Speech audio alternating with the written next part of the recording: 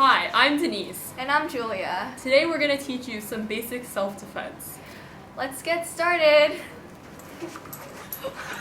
First off, there's certain parts of the body that you should aim for, specifically the eyes, nose, knees, neck, throat, Adam's apple specifically, and especially the groin. One of the most common and simple self-defense attacks is to the nose. If the attacker is close in front of you, use the heel of your palm to strike up under the nose. Throw the whole weight of your body into the move to cause the most pain and force him to loosen his grip on you. A bigger target would be the neck. This is where the carotid artery and jugular vein are located. And striking this area with a knife hand movement could possibly temporarily stun the attacker. The knife hand strike involves all fingers held straight, tightly together, with thumbs tucked and slightly bent at the knuckle. The knee is another target, vulnerable from every angle and easily kicked without risk of your foot being grabbed. Kicking the side of the knee will cause injury and partially incapacitate the attacker. The Adam's apple is also a pressure point that is used to disable your attacker. It is located in the indentation directly between the collarbones and beneath the chin in men. Applying pressure straight back immediately cuts off the air supply. Surprisingly, another sensitive part is the back of the hand. Using your knuckles to knock on the back of the attacker's hand will send paralyzing shocks up the arm and temporarily stun the attacker, giving you a chance to escape and run away. The most important body part you should take advantage of attacking is the groin. The groin is the most sensitive part of the male's body and will cause intense pain. Kicking this area with an upward snap kick or kneeing the groin will cause the most pain and is most effective. In addition to the various body parts that are more prone to attack, there are also different methods to attack. The most basic is a punch. Punching requires locking in your wrists and attacking with a straight arm. Although a punch may seem effective, it actually hurts you. A better way to defend is with your elbows. There are 4 ways to attack with your elbow. The first and most simple way to use your elbow is swinging from the side. After turning your body to one side, release the buildup of power by swinging your body and elbow into the attacker. Use this style to attack the cheeks or side of the face. Another elbow style of attack is the spinning back elbow. In this method, you turn and spin outward, lift your elbow, and swing down into the attacker. This method is most effective when aiming for the nose or eyes. A third method is the shark fin elbow. This is where you lift your elbow to resemble a shark fin and swing your elbow in a circular motion, attacking downwards. In this method, you should aim for the bridge of the nose. The fourth method is the reverse of the shark fin elbow, where you attack from the bottom instead of the top. In this method, you swing your elbow up to attack the neck and the area under the chin. Now, we will get into ways to dodge an attack and then counterattack. The simplest way is a simultaneous dodge counterattack. In this scenario, when our attacker tried to grab our victim, she leaned back to dodge the grab and then kicked the side of his knees, one of the sensitive locations. As our victim is already leaning back, it is relatively easy for her to then run away while our attacker is in pain. Another method is to dodge a punch by grabbing the fist, then turning the arm down and applying sudden force to the attacker's elbow. In this example, as our attacker attempts to punch our victim, she grabs the fist, turns the arm around, and hits the elbow, which will invert the victim's elbow and, if enough force is applied, will break the bones.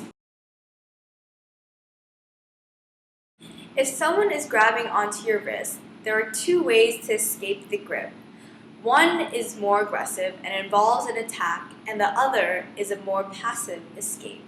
After someone grabs your wrist, pull your forearm back so it is almost meeting your shoulder. Doing this should raise your elbow. As you raise your elbow, the attacker is forced to let go. Then thrust your elbow to hit under the chin.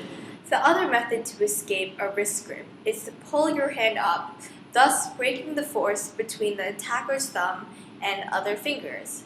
As shown, it is almost impossible to break a grip by pulling back and forth, pushing the attacker's arm away, or moving sideways. A vertical movement will break the attacker's grip on your wrist, allowing you to flee. Putting all these moves together and taking into consideration vulnerable locations, we have put together a list of steps to enact when being attacked from behind, from the front, when against a wall, and when on the ground. We will start with a frontal attack scenario with a choke. You can first see the whole defense move, and then we will break it down.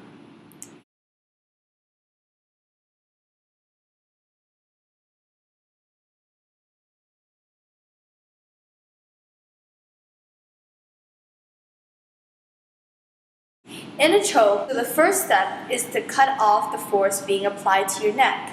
This is done by lowering your head so the force of the choke is not cutting off your breathing. The next thing you want to do is remove the hands around your neck. First, you raise your shoulders, which locks in your attacker's hands, and turn sideways with your body. This forces the attacker to let go. Once you are free from the grip, you want to do some attack which will hurt the attacker to make time for you to run away.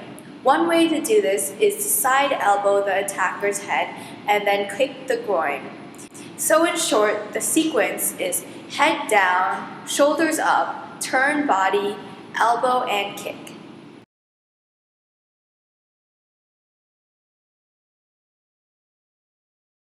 As this is a frontal attack, it is similar to the previous example.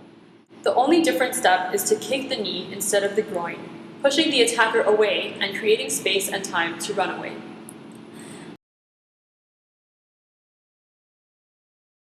Let's say someone attacks you from behind.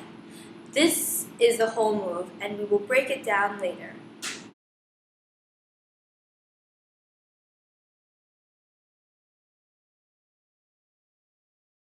When an attacker is grabbing you, the first thing you want to do is struggle, so move sideways and try to escape the grip. Next, use your knuckles to knock on the back of your attacker's hand, which will cause the grip to loosen a bit.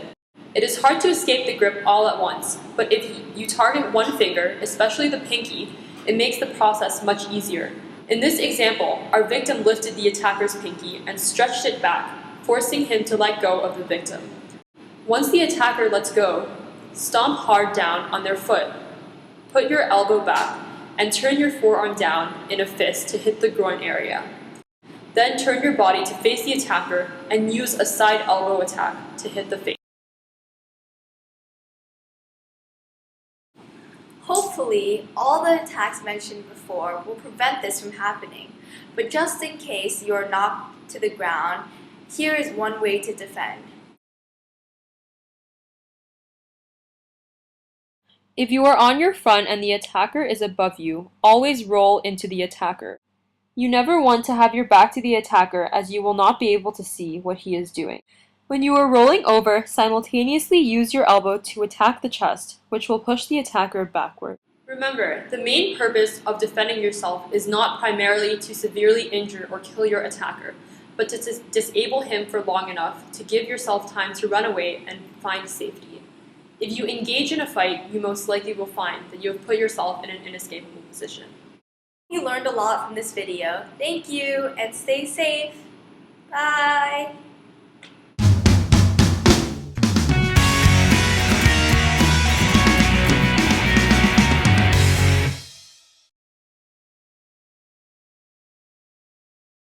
Oh my god, what if we fail? No, Julia, we're not gonna fail, trust me. Done. Nos. Bone and beneath the Adam's apple in men. Can you start? Wait, what does that mean? Wait. Beneath the chin. I think it's the chin. No, that's what it says. Beneath the Adam's apple, but that is the Adam's apple.